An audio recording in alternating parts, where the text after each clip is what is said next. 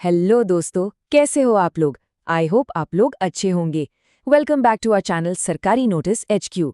तो दोस्तों, आज हम बात करने वाले हैं यूपीएसएससी की तरफ से आई एक बहुत ही बड़ी भर्ती के बारे में, जिसका सबको इंतजार था। UPSSC ASO/ARO recruitment 2026। जी हाँ, ये भर्ती है असिस्टेंट स्टैटिस्टिकल ऑफिसर और असिस्टेंट रिसर्च ऑफिसर के पदों के लिए। मतलब एक शानदार मौका है। तो चलिए इस पूरे विश्लेषण को एकदम ध्यान से समझते हैं, ताकि कोई भी जरूरी जानकारी मिस ना हो जाए। तो ये देखिए, ये है ऑफिशियल नोटिफिकेशन, बिल्कुल सीधा उत्तर प्रदेश अधीनस्थ सेवा चयन आयोग यानी यूपीएसएससी की तरफ से। आयोग ने सहायक सांख्यिकीय अधिकारी और सहायक शोध अधिकारी के पदों के लिए ये भर्ती निकाली है।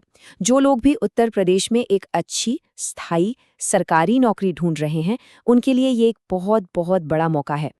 और ये मौका कितना बड़ा है, ये नंबर खुद बता रहा है। कुल 929 स्थायी पद हैं। जी हाँ, आपने सही सुना, 929 परमानेंट पोजीशंस। तो आप समझ सकते हैं कि ये भर्ती कितनी जरूरी और कॉम्पिटिटिव होने वाली है।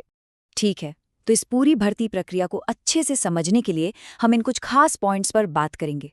सबसे पहले भर्ती की मुख्य जानकारी, फिर जरूरी तारीखें और पद, उसके बाद योग्यता और उम्र, फिर आवेदन कैसे करना है, एग्जाम का पैटर्न और सिलेबस क्या है, और आखिर में कुछ बहुत जरूरी बातें। तो चलिए, सबसे पहली और मुख्य जानकारी ये है कि इन 929 पदों पर जो सिलेक्शन होगा वो सिर्फ और सिर्फ मेन रिटन एग्जाम के आधार पर होगा। ये एक सीधी भर्ती है, जिसका मतलब है कि इसमें कोई इंटरव्यू नहीं है। सारा का सारा जोर आपके लिखित परीक्षा के प्रदर्शन पर ही रहने वाला है। यहाँ पर एक बात गांठ बांध लीजिए, पेट 2025 की योग्यता। इस मेन एग्जाम में सिर्फ वही लोग अप्लाई कर सकते हैं जिनके पास प्रारंभिक अहर्ता परीक्षा यानी पेट 2025 का एक वैलिड स्कोर कार्ड होगा। आपके पेट के स्कोर के आधार पर ही आपको मेन एग्जाम के लिए शॉर्टलिस्ट किया जाएगा। तो ये समझिए कि ये पहला और सबसे ज़रूरी पड़ाव है। चलिए, अब जरा उन जरूरी तारीखों पर नजर डाल लेते हैं जिनका आपको खास ख्याल रखना है। और साथ ही ये भी देखेंगे कि ये जो पोस्ट्स हैं ये आखिर किन किन विभागों के लिए हैं। अच्छा, तो अब ये जो तारीखें हैं ना, इनको तो भाई कैलेंडर में अभी के अभी मार्क कर लीजिए। देखिए, ऑनलाइन एप्लीकेशन शुरू हो रही है 21 अप्रैल 2026 से और लास्ट डेट है 11 मई 2026।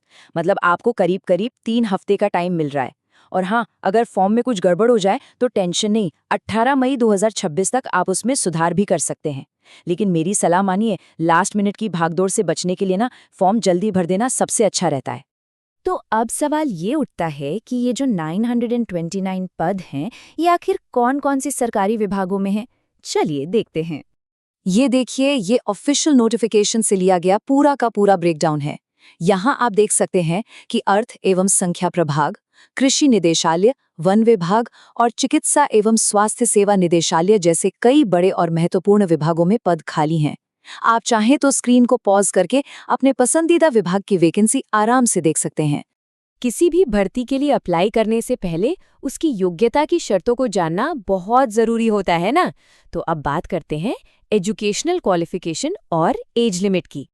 देखिए, इस पद के लिए एनालिटिकल और टेक्निकल दोनों तरह की योग्यताएं चाहिए। आपके पास गणित, सांख्यिकी, वाणिज्य या अर्थशास्त्र में पोस्ट ग्रेजुएट डिग्री होनी चाहिए। इसके साथ साथ कंप्यूटर में O लेवल का डिप्लोमा या फिर किसी मान्यता प्राप्त संस्थान से कंप्यूटर विज्ञान में कम से कम 1 साल का डिप्लोमा होना ही चाहिए। और हाँ, देवनागरी लिपि में हिंदी का ज्ञान तो आवश्यक है ही। अब अगर उम्र की बात करें तो 1 जुलाई 2026 को आपकी उम्र कम से कम 21 साल और ज्यादा से ज्यादा 40 साल होनी चाहिए। और हाँ, जो आरक्षित श्रेणियों के उम्मीदवार हैं, उनको सरकारी नियमों के हिसाब से उम्र में छूट भी दी जाएगी। चलिए, अब ऑनलाइन अप्लाई करने के पूरे प्रोसेस को स्टेप बाय स्टेप समझ लेते हैं, ताकि कोई गलती ना हो। पूरी एप्लीकेशन प्रोसेस को इन 5 आसान स्टेप्स में बांटा गया है। सबसे पहले आपको अपने PET 2025 रजिस्ट्रेशन नंबर से लॉगिन करना है। फिर अपनी पर्सनल डिटेल्स भरनी है। इसके बाद फोटो और सिग्नेचर अपलोड करने हैं। चौथा स्टेप है बाकी की जानकारी भरना और डिक्लेरेशन को एक्सेप्ट करना। और बस आखिर में फीस पेमेंट करके फॉर्म सबमिट कर देना है। अब फीस की बात कर लेते हैं। तो अच्छी खबर यह है कि एप्लीकेशन फीस बिल्कुल जीरो है। लेकिन हाँ, सभी कैटेगरीज के उम्मीदवारों को 25 रुपए की एक non refundable online processing fees देनी होगी। एक बात और ध्यान में रखनी है कि जब आप मेन एग्जाम के लिए शॉर्टलिस्ट हो जाएंगे, तब आपको एग्जाम फीस अलग से देनी होगी। अब आते हैं तैयारी के सबसे जरूरी हिस्से पर कि आखिर एग्जाम का पैटर्न क्या होगा और हमें पढ़ना क्या क्या है, यानी इसका पूरा का पूरा सिलेबस। तो देखिए, रिटन एग्जाम में कुल 100 ऑब्जेक्टिव टाइप सवाल होंगे जो 100 नंबर के होंगे। इन सवालों को हल करने के लिए आपको 120 मिनट यानी पूरे 2 घंटे का समय मिलेगा। और सबसे जरूरी बात, नेगेटिव मार्किंग। जी हाँ, हर गलत जवाब पर आपका 25% यानी 1/4 नंबर कट जाएगा। सीधे सीधे समझे तो 4 सवाल गलत किए तो एक सही सवाल का नंबर गया। तो बस तुक्केबाजी से बचना है और बहुत ध्यान से जवाब देना होगा। सिलेबस का जो पहला और सबसे बड़ा हिस्सा है वो है सब्जेक्ट नॉलेज, और इसका वेटेज है पूरे 65 नंबर का। मतलब सिलेक्शन में यही सेक्शन डिसाइडिंग फैक्टर होने वाला है। इसमें मुख्य रूप से स्टैटिस्टिक्स के सिद्धांत हैं, जैसे डेटा कलेक्शन, सेंट्रल टेंडेंसी और कोरिलेशन रिग्रेशन। साथ ही मैथ्स के फंडामेंटल्स और इंडियन इकोनॉमी से जुड़े स्टैटिस्टिकल मैप पर भी सवाल होंगे। इस सेक्शन में मजबूत पकड़ बनाना बहुत जरूरी है। दूसरा पार्ट है 15 नंबर का, जो कंप्यूटर और आईटी पर फोकस्ड है। इसमें आपको पारंपरिक टॉपिक्स जैसे ऑपरेटिंग सिस्टम और एमएस ऑफिस तो पढ़ने ही हैं, साथ ही साथ मॉडर्न टेक्नोलॉजीज जैसे AI, big data, machine learning और साइबर सिक्योरिटी से भी सवाल पूछे जाएंगे। ये दिखाता है कि आयोग चाहता है कि उम्मीदवार टेक्निकली अपडेटेड रहें। तीसरा और आखिरी पार्ट 20 नंबर का है, जो कि पूरी तरह से उत्तर प्रदेश के जनरल नॉलेज पर आधारित होगा। इसमें आपको राज्य का इतिहास, संस्कृति, भूगोल, अर्थव्यवस्था और प्रशासन के साथ साथ हाल फिलहाल के करंट अफेयर्स की भी अच्छी जानकारी होनी चाहिए। अगर इसकी तैयारी ठीक से की जाए तो ये सेक्शन काफी स्कोरिंग हो सकता है। और आखिर में चलिए कुछ बहुत जरूरी बातों पर ध्यान देते हैं और इस पूरी जानकारी को समेटते हैं।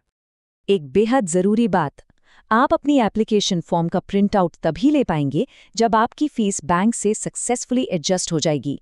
जब तक फीस कंफर्म नहीं होती, आपकी प्रोसेस अधूरी ही मानी जाएगी।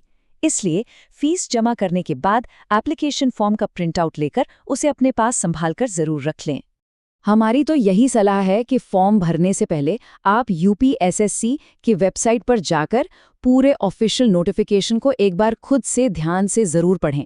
इससे किसी भी तरह की गलती या कंफ्यूजन से बचा जा सकता है और आपको सारे नियमों की सही जानकारी भी मिल जाती है।